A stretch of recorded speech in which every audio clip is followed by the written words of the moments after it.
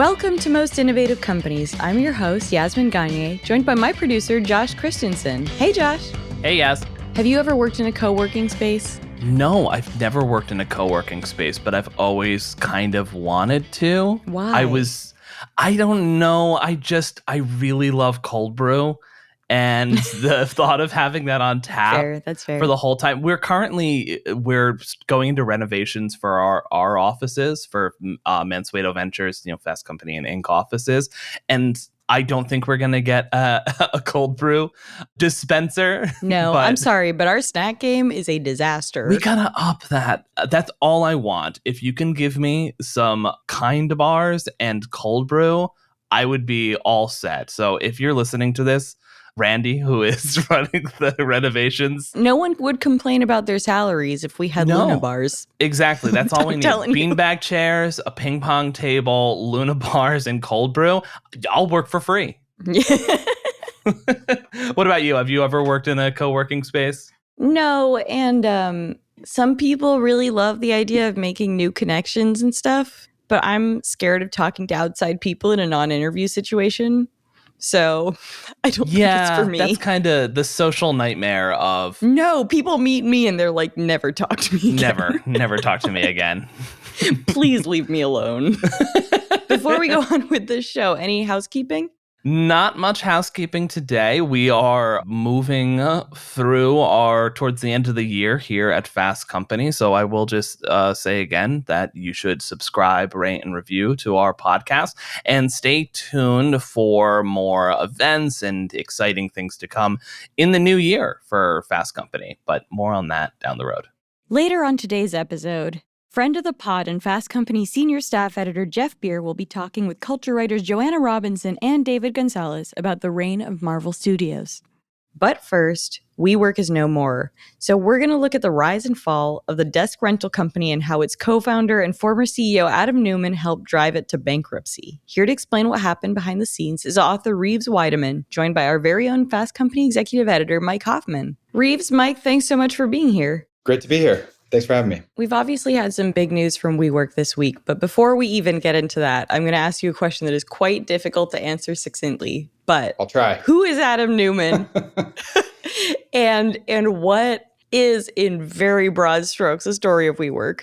This might not be the right direction to go in, but when you asked me who is Adam Neumann, my brain immediately went to a story I heard from a big WeWork party in the glory days at the height of things, when Adam himself invited, I believe, an employee on stage to rap a song about WeWork.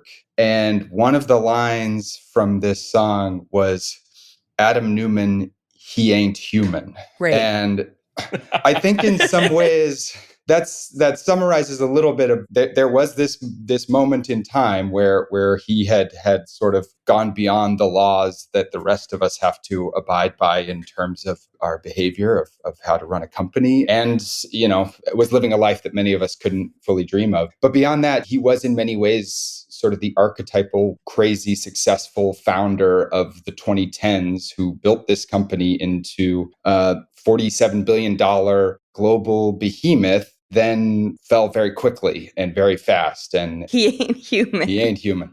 I feel like tech companies are really into bespoke rap songs written for corporate retreats. That seems to be a thing. I've thought about writing, Ben Horowitz is obsessed with rap lyrics. Yes. And I was like, if there's a history of rap through startups or technology, you know what I mean? Then all these companies, I remember Beyonce got paid to perform at an Uber concert in Uber stock, and sort of how both worlds work together. There's some kind of think piece about rich white guys into rap in the startup world and what that tells us. As you alluded to, WeWork sort of had a spectacular fall. What are a few of the factors that led to that? Yeah, it's crazy to think about. All this happened 4 years ago. I think when you talk about, the fall, you have to talk about the success, which is that WeWork rode this moment where people were looking for something different from offices, where the financial markets were looking to pile money into any company that was claiming semi-credibly that they were going to grow into something huge. And in some ways, those were the seeds of its demise. I think that in particular, that there was this just kind of ethos of like, when you go back to that moment when WeWork was successful, they made really cool offices. They were nice places to work. Sometimes they were noisy and loud, and people brought their dogs in, and could be kind of annoying. But by and large, they were nice places to go, and they were good at what they were doing. The trouble was that it's really hard to scale any business. It's particularly hard to scale a business that involves construction unions and things like that. Eventually, they were basically just trying to do something. It was all but impossible. And the only possibility of overcoming all of the obstacles was to have so much money that it didn't matter. Lo and behold, they did for a while. SoftBank and Masayoshi-san infamously now poured billions and billions of dollars into this company to try to overcome all of the restrictions that everyone in the real estate business knew was happening. And then suddenly at this moment where the economy was starting to shift and where these investors were no longer willing to funnel money quite as much as they were going to. And then all of a sudden, people find out that Adam Neumann, he ain't human, and he is a little human, and he likes weed and tequila, and he's kind of a little bit of a crazy guy. Then it all just came crashing down on this moment and all of these expectations. It was almost just going to be impossible for them to meet them. Adam Neumann, he might be a crazy guy, right? But he got like a $445 million buyout, and the SoftBank folks kind of end up holding the bag, right? So, it's interesting in a way. I kind of wonder if he would look at this as being sad that the company he built failed, or if he would look at this, oh, I got paid out. It's fine.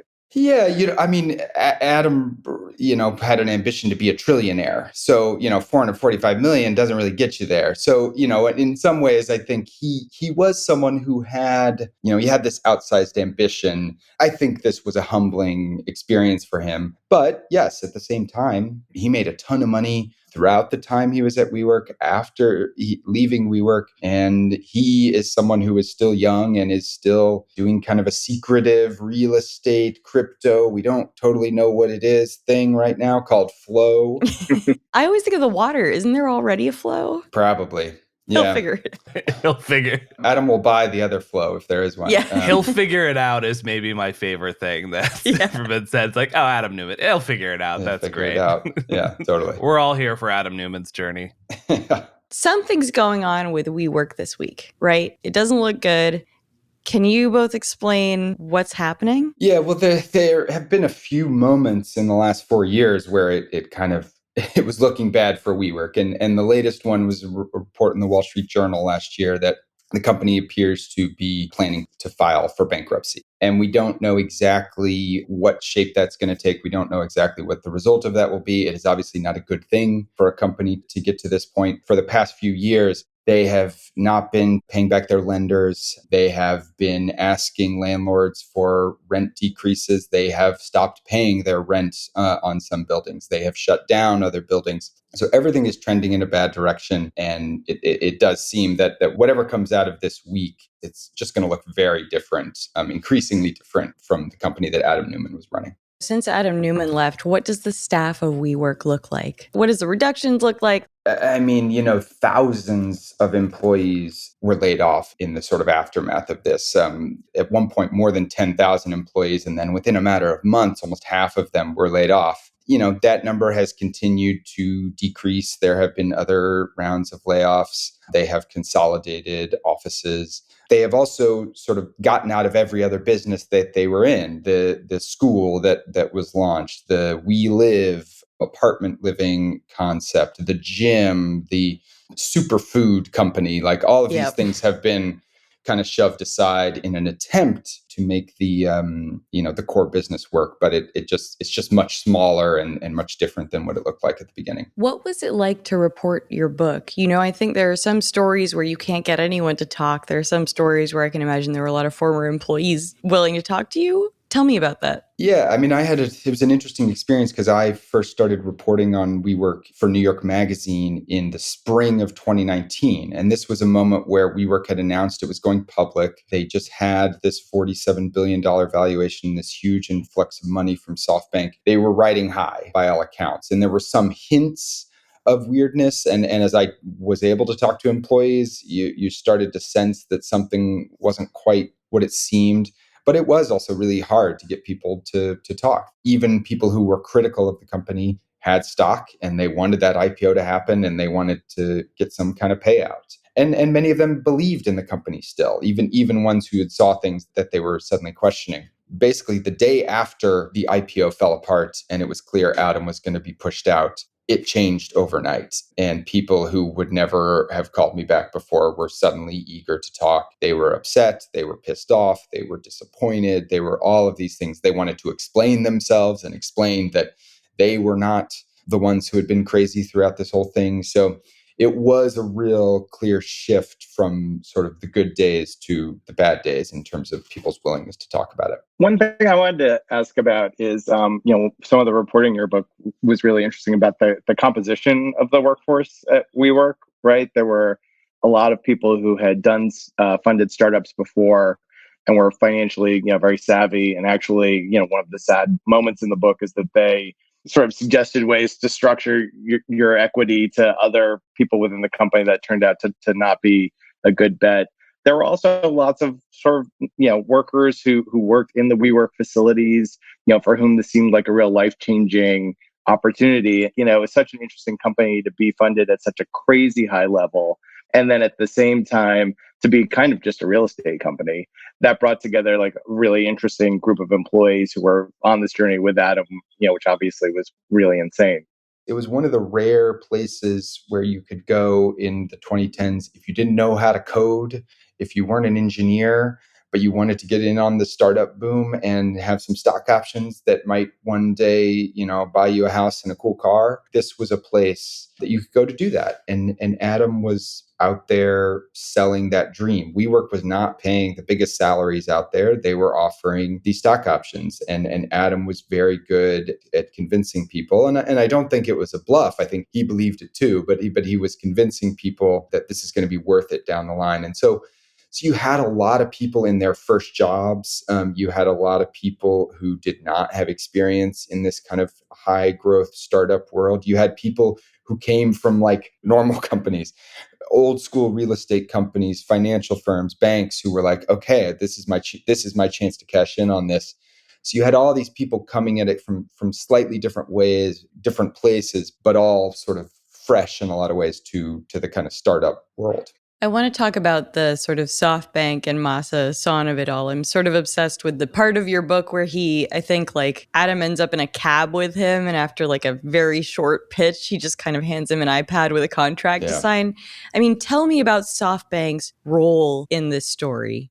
I really think in the more time has gone on, I think you have to view SoftBank as an equal contributor to both the success and the downfall of WeWork. Adam could not have pushed this company as far and as wide as he did without the backing of Masa and SoftBank, both the money and the encouragement to be crazy. The crazy guy wins in a fight between a smart guy and a crazy guy is one of the things Masa has said to Adam, and I'm sure has said to many other investors. And that was the SoftBank way. And the two of them sort of made kind of just a like perfectly imperfect pair in producing both the good and bad of what happened here. Do we think the crazy guy wins at this point? Just pulse check on everyone. What is winning in that situation? What is winning in this situation? What is winning? What's crazy in that situation? What's crazy in that situation? What's smart in this situation? It's all just ambiguous. Yeah, that's true. That's true all around. Has anyone worked in a WeWork before, like for an extended period of time? As I've only been in one once for a job interview for an arts organization. Not extended, but some, yeah. I'm all for a free cold brew. Yeah, I was going to say when I was really broke, I used to like hassle my friends to let me come in and grab snacks. Mm-hmm. See, that's the direction that they should have gone in is they should have been a not-for-profit for poor liberal arts graduates. Yeah, one of our colleagues works out of a WeWork primarily in San Francisco. And I think likes many aspects of the experience, not the least of which is, if you are working from home, to go to a place that's nice where you have colleagues, even if they're not your real colleagues, people who approximate colleagues who you can chat with and maybe bounce an idea off of, or certainly like ask like, hey, how does the printer work? And, if you can like ask those questions and have like a social part of your workday that otherwise you wouldn't have because you'd be, in a home office, there is a real like value to that camaraderie and that sort of sense of, being part of a community, especially a community where people are, freelancers or working on creative projects or working on startups, that there's like something nice about that. So I haven't quite brought myself to work in a WeWork and get a membership, but I have used other co-working spaces. And one of the things that WeWork should get credit for, but was also always a problem with the business model, is it can be replicated. Other people can build a nice office.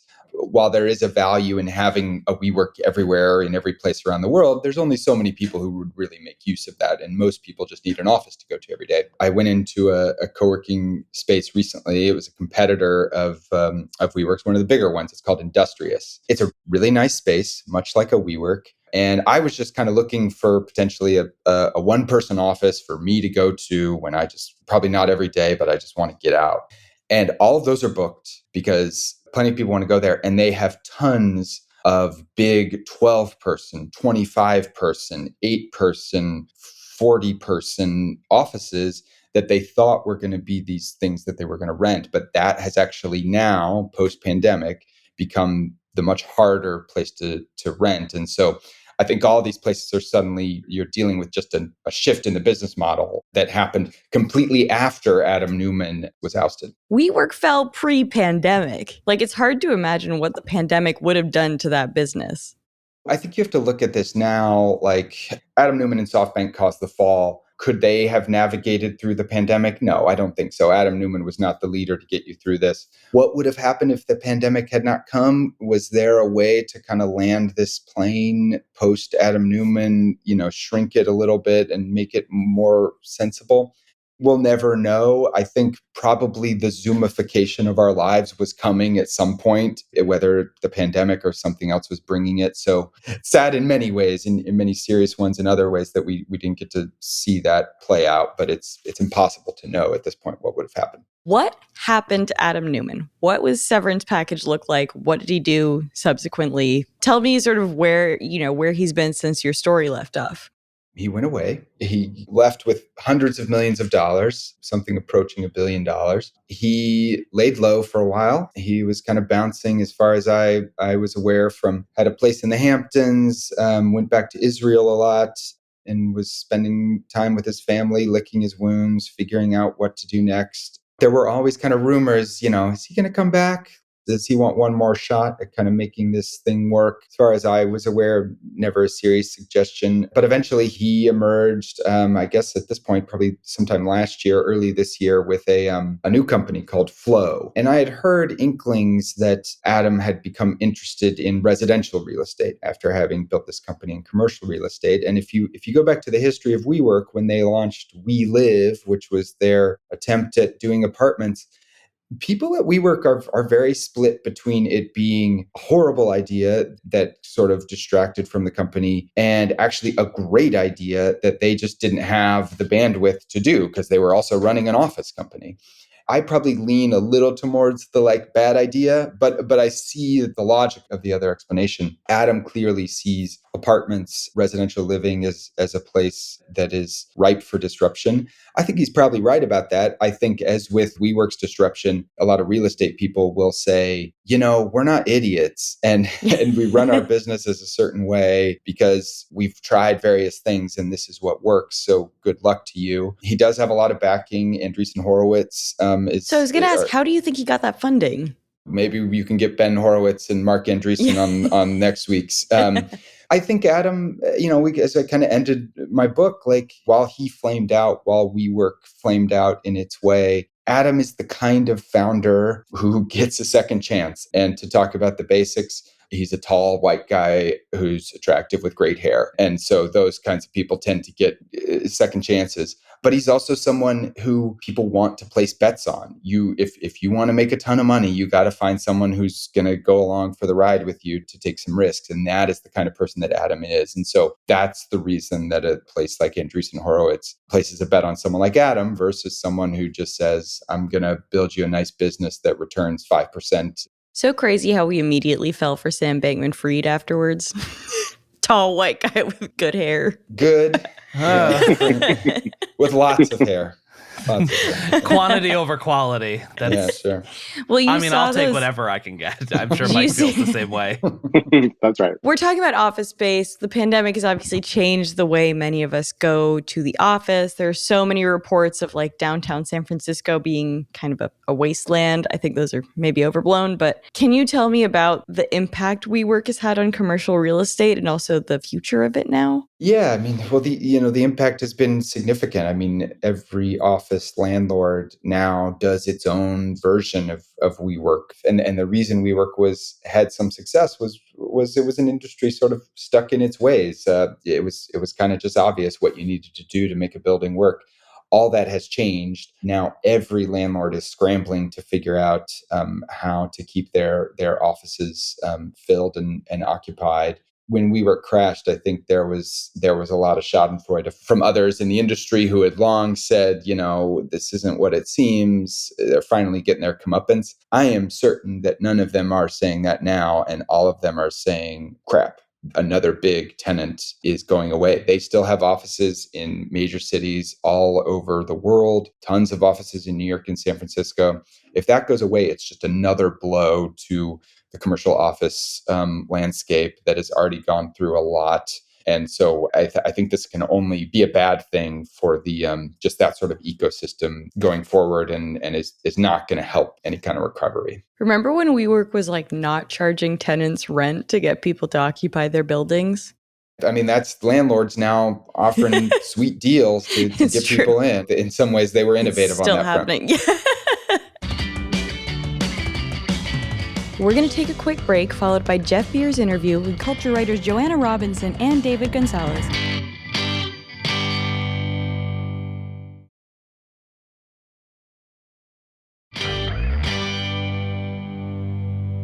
Dave, Joanna, thanks so much for chatting. I appreciate it. As I said, I'm in Canada, so I was victim of the Amazon Canada completely selling out of your book. Congratulations.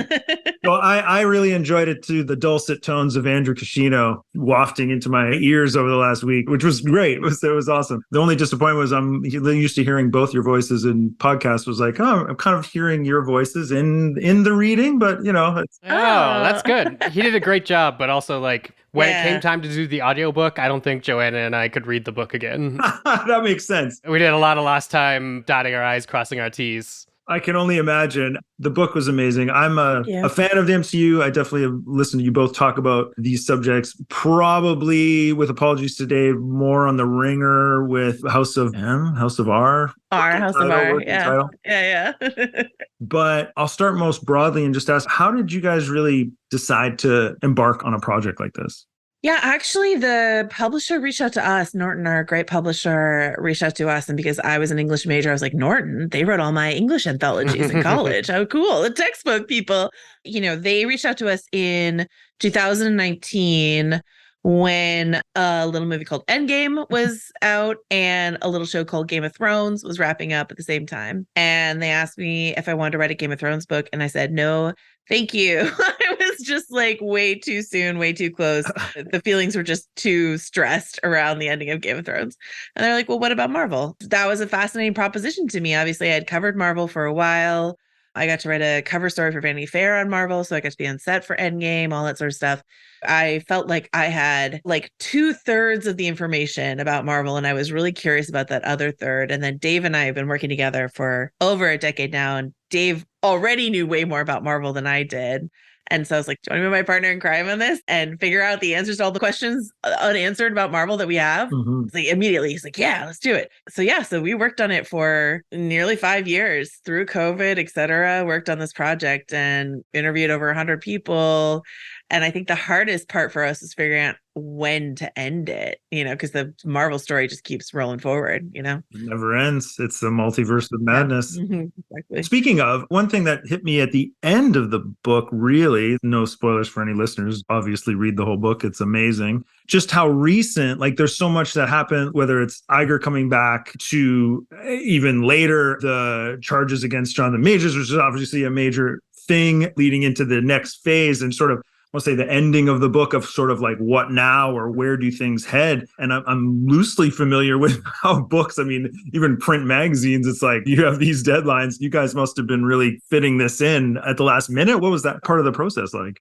Yeah, it was sort of a cleaning up at the end. So I think the first time we, quote unquote, finished the book, I'm like, and now I'm going to go to my Wakanda Forever screening and I'm never going to have to worry about any of this again. That ended up not being true. I think Joanna very rightly was like, we need to do something about these developments. I'm kind of a more of the Marvel optimist. So I'm like, unless something big happens, and then they like fired Victoria Alonso. And I was like, all right, Joanna was right all along.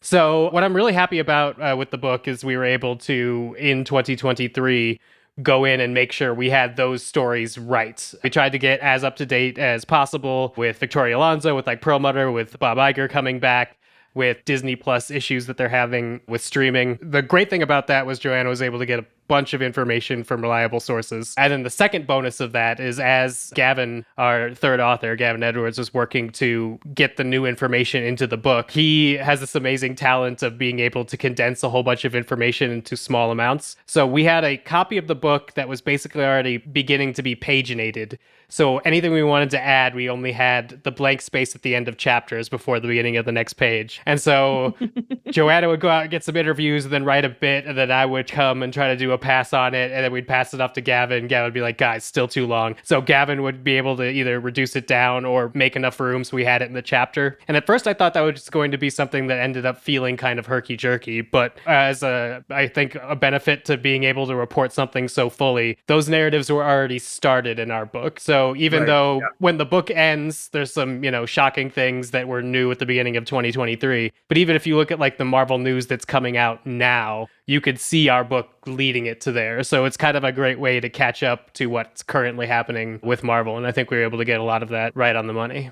For sure. It's also eerily familiar to the Marvel process that you chronicled quite a bit of, like the reshoots and the rejigging at the end. Speaking of that, like not to jump off at the end, but like certainly there's a lot going on now. And I would say over the last year or so, and so much of the book talks about this, there seems to be some chinks in the armor. Obviously, Joanna, you were in the quoted in the Variety story, I think last week. And what is its biggest strength right now? And what would you say its biggest weakness is? Because I think for so long and for so much of the book, obviously the behind the scenes really shows a lot of the tension and the ebb and flow of their entire process. But to like fans on the outside, a lot of it was like anything that brand touched was gold for so long. Right. Just wondering how you guys, after so much research and talking to so many people, how you think about where it's at right now.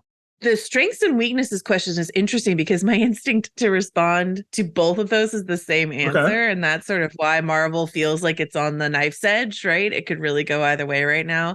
I like to call this period the wobble because I don't think, Dave and I definitely agree on this, that it's way too early to count them out. Also, they're still making so much money. So it's not like they're going begging or anything like that. But, definitely there is a tarnish on the brand. So I would say the greatest weakness is that reputation that you mentioned, that brand, that like Marvel Studio logo in front of something used to guarantee a certain level of quality. And now that we've seen, and I'll name and shame a few. Secret Invasion. I really didn't like the Eternals. There's just like a bunch of things that have come out that you're like, okay, just because it says Marvel Studios in front of it doesn't mean it's as solid as that, incredible run they had through Endgame. So that's their greatest weakness is, diminish the brand. But the greatest strength is that brand that existed in the first place and the loyalty and the emotional connection that people feel to certain characters. I think they fumbled the bag a bit with Thor: Love and Thunder, but you see it in something like Guardians 3, which, I'll remind everyone, came out this year,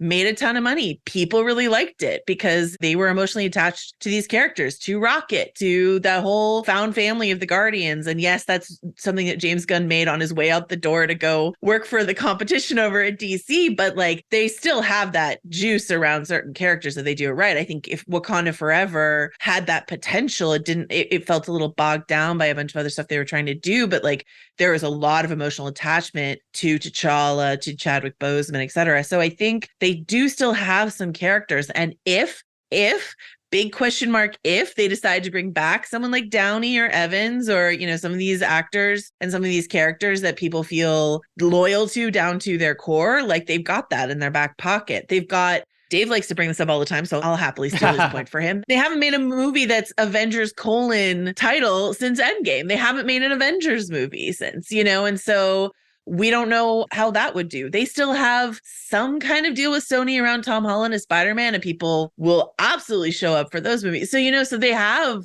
these pieces. They also have the Fantastic Four and the X-Men waiting in the wings. So I think it's foolish to count them entirely out. And they know this, that they don't have any free passes left. And they need to really drill down on what works and not just throw whatever sticks at the wall, which is what they were doing for a time, just trying to like meet the demands of Disney Plus. Yeah. Put out all those shows.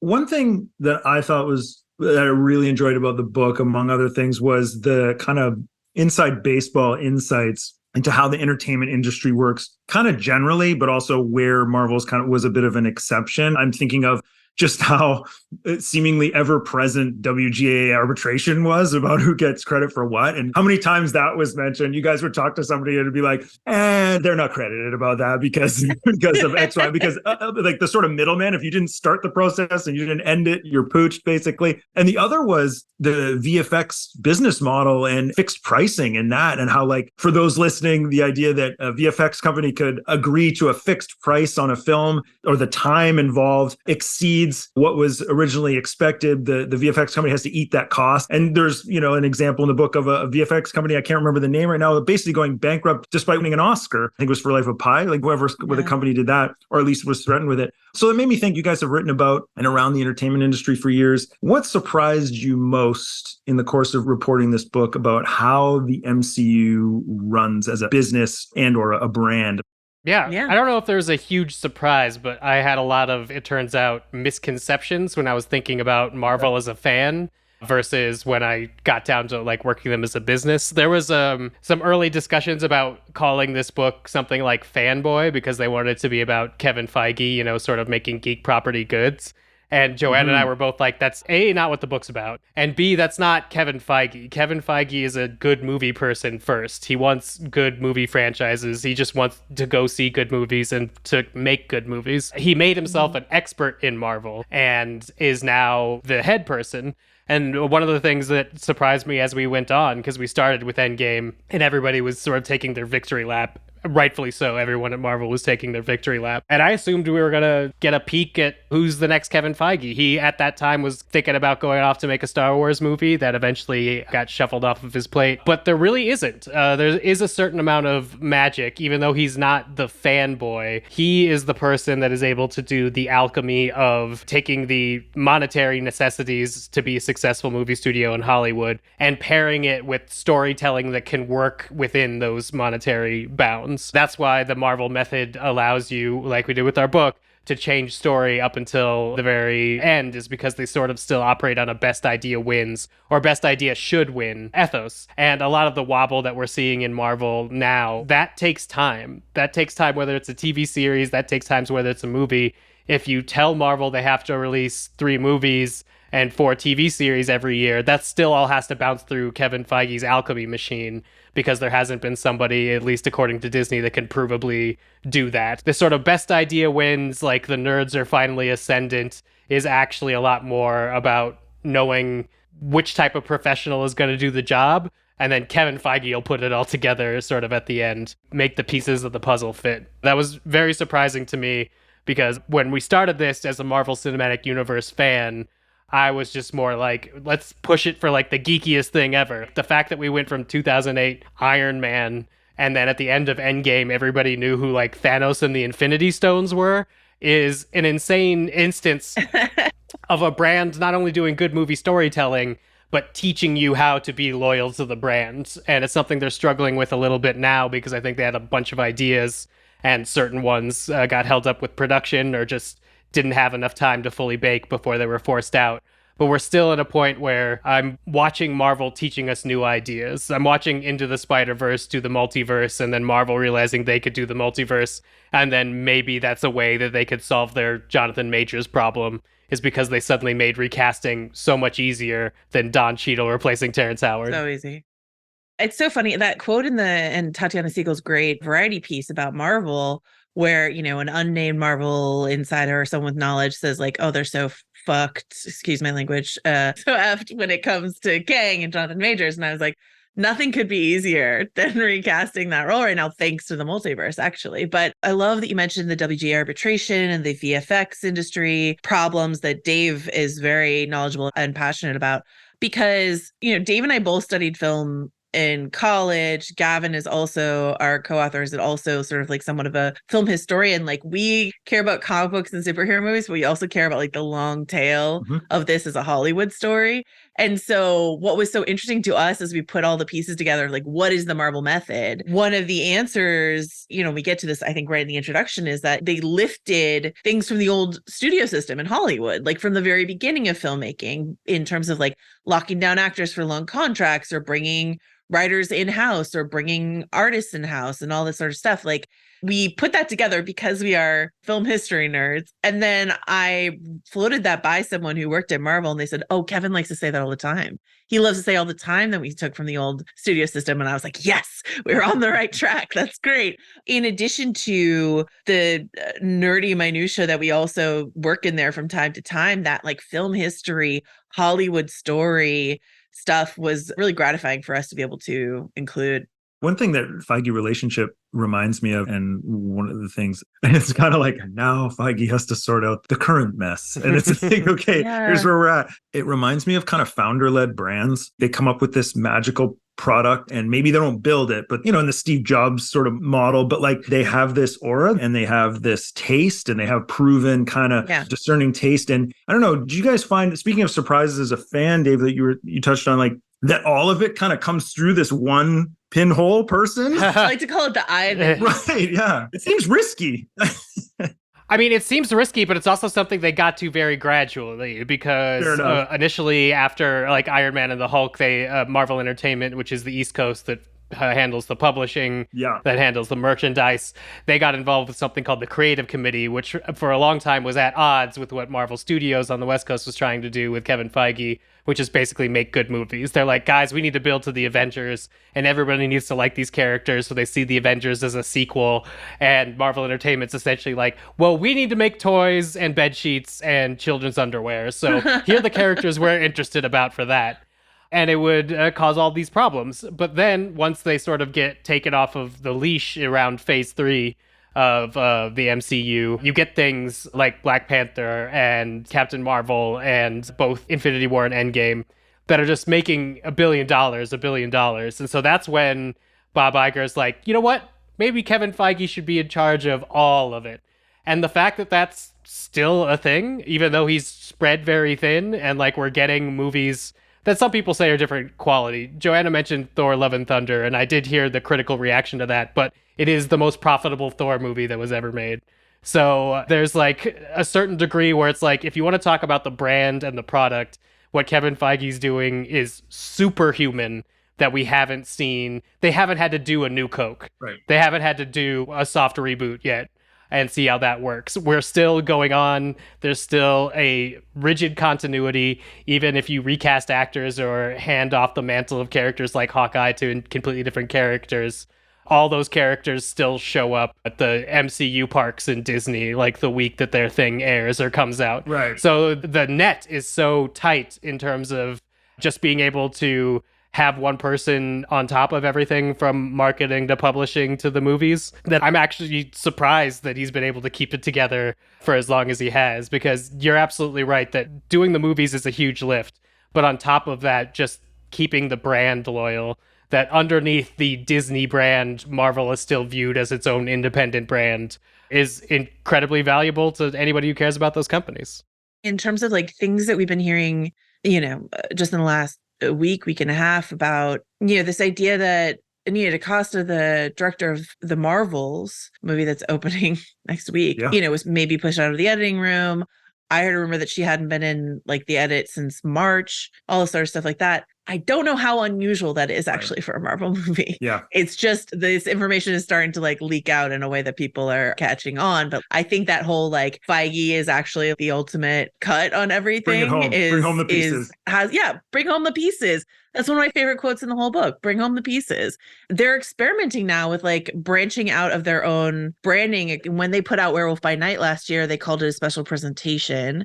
And just when they screened the first couple episodes of Echo just last week, they're now announcing a new Marvel Studios name. I think is it called Spotlight? I forget what it's called, but it's like, don't worry about continuity with this one. You know what I mean? Because that is answering a branding need that they have for people who feel like they are being crushed under the weight of responsibility of watching all of these TV shows and all of these movies in order to understand everything. Marvel has heard people call it homework now and are like, okay, we need to signal to them that they can watch these things without having watched everything else. So they're introducing this new kind of thing, this new branding. And so I don't know. I mean, you're the one who works at Fast Company. I'm not, but I'm just like curious about that idea of like, we had this one logo, this one fanfare, and it got people excited.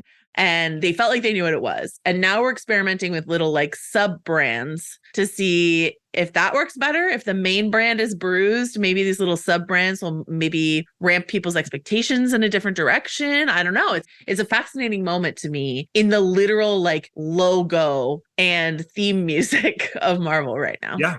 Well, what I find interesting about that, the Spotlight kind of makes it official that the one thing they built to and was a strength of it, which was continuity and universe, MCU, is now sort of, oh, don't worry about that. Just this is this. And I find it really interesting that this Spotlight kind of makes that official in a way, in a way that was they were trying to achieve with their marketing. Having this separate logo is an interesting sort of move to kind of make that official.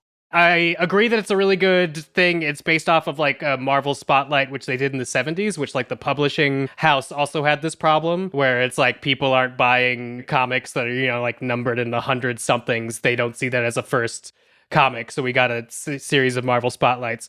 Those were written to be Marvel Spotlights. Echo has become a Marvel Spotlight that features Kingpin and Daredevil. So I'm interested to see how they make do with that brand, if this is how they debut it, if going forward there'll be things that are projects that are written specifically to be Marvel Spotlights. And the Echo project is something we've had our eye on, is something we're very worried about, to be frank, for a while. The character, as she was introduced in Hawkeye, was like very intriguing to us. I think the actress is incredible. But when they announced how they were going to release Echo initially, which was over Thanksgiving as a binge drop, and then it got pushed to the new year, but still as a binge drop, when they haven't done a binge drop on a Disney Plus Marvel show, to us, it feels a little bit like burying something that they know isn't tip top the best thing that they could possibly do. And so I wonder if the Marvel Spotlight designation has anything at all to do with that. Again, I'm rooting for Echo and I'm rooting for all of these projects. So like, I hope it's phenomenal. It's just that announcement of how they were releasing it made a lot of us very worried for their own confidence in it.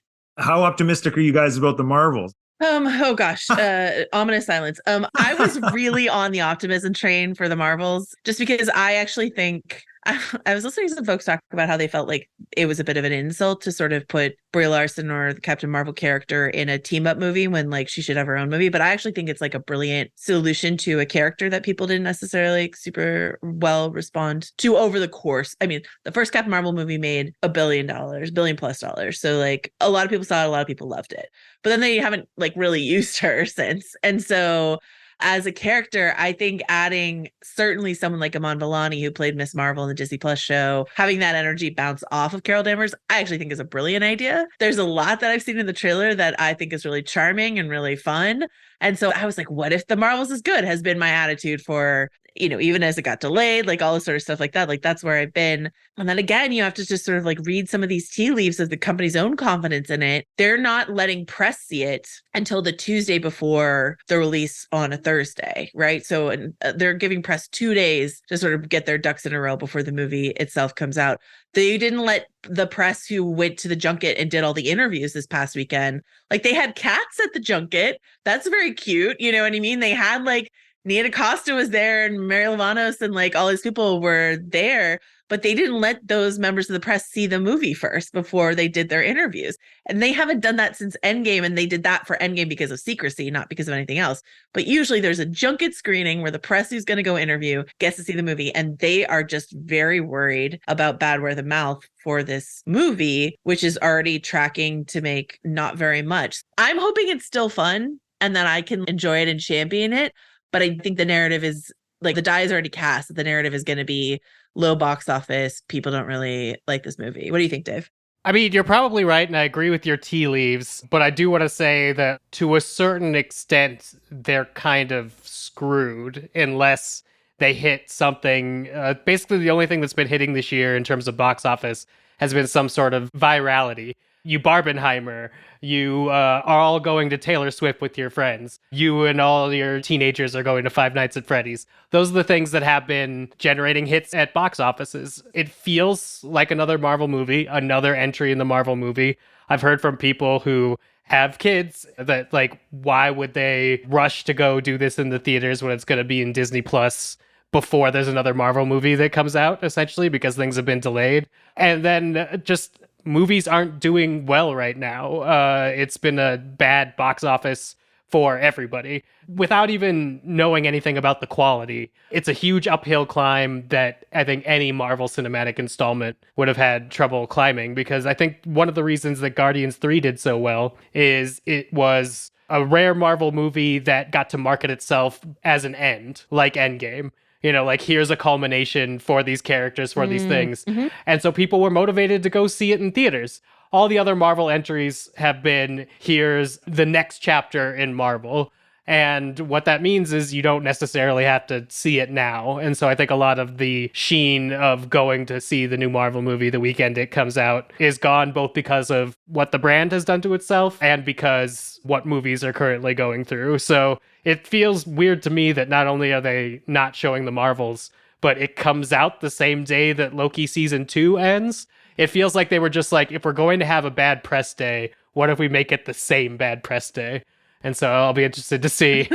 I'll be interested to see how it goes at the end of this week. That's interesting. And to Dave's point about box office, he's correct that Thor Love and Thunder made more money than Thor Ragnarok, but Guardians 3 did not make more money than Guardians 2. And like, this was the bedrock of Marvel. When we talked to David Maisel, who was sort of like the financial creative wizard who put together Marvel Studios in the first place, he says the idea of an MCU franchise is based on the old Hollywood math premise that he had a lot of experience in this, of a sequel to always make as much as, if not more than, the movie that it came before it. That's just a truth of sequelizing in Hollywood, certainly at least when they started Marvel Studios.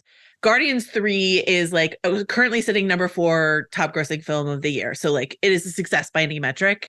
But as Marvel watches its goodwill chip away, Love and Thunder comes out in 2022, Guardians 3 comes out in 2023, and they've just lost some of that automatic buy-in from people. And I hope they get it back, because when Marvel's good, it's great. And I don't mean to like hang crepe for them. It's not all doom and gloom. How is that impacting, or how is that maybe reflected in the content around the MCU, or just the responses and conversations that you guys are having as creators and with other creators? Has this period we find ourselves in and the knife's edge been reflected? How has it impacted the content ecosystem around the MCU? I like you calling it content ecosystem. The phrase I used to use to describe it back when I would talk about it in terms of Game of Thrones was like cottage industry, the cottage industry that crops up around the explainer culture, right? Like for people who didn't read the books, right? Yeah, totally. For people who didn't read the Game of Thrones books, or in the case of Marvel, if you don't have the decades of history with the comic books, let us explain it to you. We've read it. We've done it. We can tell you what the connections are, the Easter eggs that you're missing that Ryan Airy is so good at pointing out, all that sort of stuff. What is undeniably true is that there has been a downtick in Marvel engagement on that level. But that engagement still is massive and still exists for Star Wars in a way that I think people think it doesn't, but it definitely does. Or various things are going to come along. Dune is going to come. Like the explainer culture, I kind of thought explainer culture and monoculture was going to die once Endgame and Game of Thrones ended. Honestly, I was just sort of like, well, if I have to change jobs and go start washing dishes or something like that. I'm ready to do that. That's fine. But it's still thriving. And there will always be these franchises, these adaptations when, Warner Brothers decides, as they've already announced they're going to do, that they're going to reboot Harry Potter, or when this, that, and the other things, they're constant. Percy Jackson is about to launch on Disney Plus, and that's a series of books that a bunch of people have read and some people haven't. On the one hand, yes, the Marvel explainer culture is taking a bit of a ding right now. But on the other hand, I think the larger explainer culture experience is not going away. What do you think, Dave? No, I definitely agree. And like Marvel comes along with the turn of a century and the internet and just the beginning of, forget about superhero movies, franchises and IP dominating culture. Mm-hmm. If you want to talk to somebody about Rings of Power, you have Tolkien heads from the 60s that could still tell you about how they like figured certain shit out and wore Frodo lives pins and stuff like that. I like the way that we're able to sort of talk about it. I think there is a large diversification with Marvel, where Marvel has that type of heat, like a Lord of the Rings or like a Star Wars, where even if there wasn't new Marvel things coming out, we'd still be talking about it. And sometimes that works to their benefit, that there's another show coming, like Secret Invasion. We just had to wait a couple of weeks for Loki to sort of clear that bad taste out of our mouth. But also, if you have a success like Endgame, not everybody gets a pandemic year to basically be celebrated while you're cooking up whatever the next thing is. So I think the content culture could sort of feed back and forth, but any sort of like decline of engagement would just be because there's so much. There doesn't need to be this much. And hopefully that's something they change going forward so that some of the big hits can have legs even amongst the fandom. So even once they're out of theaters, we still want to talk about blankety blank. I think is something that, even the plot line of Loki or the emotional arc of WandaVision gave us really early on in those Disney Plus series. And then it just got to the point where it's like, good or bad, wait 2 weeks, the conversation's going to completely change. It altered the cottage industry a little bit. And to Dave's point, in terms of like the ebb and flow of content, which has been so deregulated since COVID, the COVID pause, and now we're going to enter like a strike pause, and the ramp up of content on the streaming wars. And so we got something like last fall, we called it Hot Nerd Autumn because it was House of the Dragon, Rings of Power, and then like I believe Miss Marvel and or She-Hulk, like right around the same time, where I hosted podcasts just very specifically to cover this stuff, exactly this stuff. We had to double up our episodes a week, so we were doing House of the Dragon, Rings of Power, but we couldn't cover all of She-Hulk and we couldn't cover all of Miss Marvel. We wanted to, but we couldn't because we had to cover these other massive properties that have a lot of explaining to do, etc. So I think that, like, to Dave's point, and something that Bob Iger himself has said, is we slow down, then everything feels more special. And we can just sort of really marinate in the stories that are that special. And then things don't feel as disposable. And then you're more inclined to go to invest deeper in it because it doesn't feel like, okay, I'm just back on the wheel again for the next show. Absolutely. Admission, for that very reason. And I'm a super fan. We watch everything. And I actually haven't started Loki season 2 yet for that because it just feels it's a lot so going on. much. There's so much to watch all across everything. And it's like, I'm going to save it and do some and make it kind of special and like watch it on my own. But it sucks because I also like explainer, keeping up with the conversations and right. listening to people like you guys talk about it and Ryan and about what's going on. Dave, Joanna, thanks so much for talking to me today. The book is amazing. I encourage anyone listening to get it immediately, even if you're in Canada and have to go through Amazon. Thanks so much for giving us some insights here. Thanks for having us. Thank you so much. Okay, we are back with Reeves, Weideman, and Mike Hoffman, and it's time to wrap up the show with keeping tabs. Let's start with you, Reeves. Since you're our guest, what are you keeping tabs on? I'm keeping tabs on what hopefully is the impending end of the actors' strike in Hollywood. Mm-hmm. Every rumbling that I have heard, not that I am on the ground with George Clooney, but from people sort of in the entertainment business, people really think it's going to happen soon. That's going to change that business in both based on what that contract looks like and suddenly with all these productions getting back up and running. So I'll be curious to just watch that from a sort of business perspective, but also hopefully that means we all have new shows to watch, if not next week, then sometime next year. White Lotus season 3. Yeah. I could have done with 2 fewer seasons of White Lotus personally. I know I'm in the Really? minority here. Oh, all right. I Shut up, hated Josh. White Lotus. Reeves, you're the most Hollywood guy out of the four of us here. Do you have any projects in development? Oh, what does in development mean? There are a few things. I have had one story that became a TV show, and let's say there are ongoing conversations. We'll leave it at that for now. Mike, what are you keeping tabs on? Well, I'm going to maybe cheat a little bit and turn it back on Reeves slightly, which is we're talking to Reeves today in New York City, but most of the time he's based in Kansas City, and recently I didn't know that. And wrote a piece on something that's happening in Kansas City that I don't know if you guys have heard about, but Travis Kelce's dating Taylor Swift, and she's going to a lot of games. And I'm curious, Reeves, like on the ground, day to day, what is that like? It's calmed down a little. The first day when she showed up was just like a frenzy. And by frenzy, a frenzy in my phone. It was just, I've never gotten so many text messages and group texts just blowing up with this insane thing happening. I think it's weirdly settled into kind of a new normal, sort of. Which is very unusual for a place like Kansas City. But, she's now been to a few games. She's going on tour. So it seems like they're going to be apart for a little bit. Although maybe Travis is going to join her. The Chiefs have a bye next week. So that's what we'll all be watching very closely. But I think most of all, it has been a real dose of fun and celebrity glitz and glamour in my lovely hometown that doesn't get that a lot. You're a Chiefs fan also, right? Yes, deep. And is it worth saying that Travis Kelce, I think, broke the team's all-time receiving record in Germany the other night? He did. Didn't have his best game, actually, and the Chiefs almost blew it, but he did break the record. So despite TikTokers claiming that Taylor put Travis on the map, certainly for the rest of us, he is, and certainly for me, he is one of the most important people in my life in the category of people I've never met. Can we talk about the fact, can we briefly make a stop to say that he has recently trademarked a bunch of phrases that are rather embarrassing? He trademarked Travis Kelce, sure. Flight 87, don't know what that means. All right, nah, Killatrav, and Kelsey's Crunch, that's Crunch with a K, were all trademarked, last week, 2 weeks, like very recently. So we're in for some terrible merch. Interesting. Yeah. It could be cereal. It could be Kelsey Crunch, is the least embarrassing of the few. Josh, what are you keeping tabs on?